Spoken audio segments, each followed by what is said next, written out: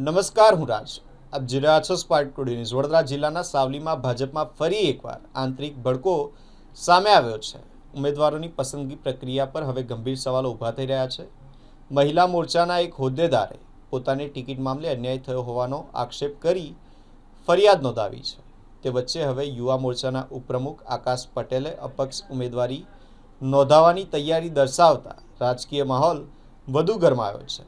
આકાશ પટેલ છેલ્લા 7 વર્ષથી ભાજપમાં વિવિધ હોદ્દાઓ પર રહી સક્રિય કાર્યકર તરીકે કાર્યરત રહ્યા છે.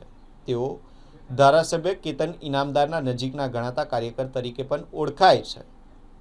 આ અપક્ષ ઉમેદવારીના સંકેતોથી સાવલી ભાજપમાં આંતરિક અસંતોષ સ્પષ્ટ રીતે બહાર આવી રહ્યો છે, જેના કારણે સ્થાનિક રાજકારણમાં ભારે ગરમાવો જોવા મળી રહ્યો છે. હવે જોવાનું રહ્યું કે આકાશ પટેલ અપક્ષ ઉમેદવારી નોંધાવે છે કે નહીં. હું આ સતત બીજી વખત ભારતીય જનતા પાર્ટીમાંથી સાવલી નગરપાલિકાના વોર્ડ નંબર 6 માંથી બીજી વખત ટિકિટ માગી હતી, પરંતુ હજી બીજી વાર પણ મને ટિકિટ નથી મળી.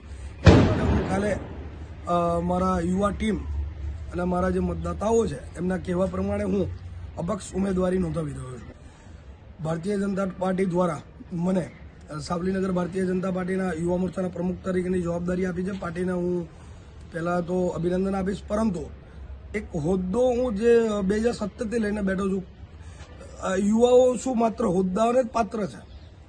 ક્યારે ચૂંટણી લડે જે યુવાઓ જેને કહેવાય ભવિષ્યના ભારતની ભૌતિક સંપદા જેને કહી શકાય, તો યુવાઓ માત્ર હોદ્દા પૂરતા સીમિત રહેશે કે એને પ્રજા વચ્ચે મૂકવા પડશે.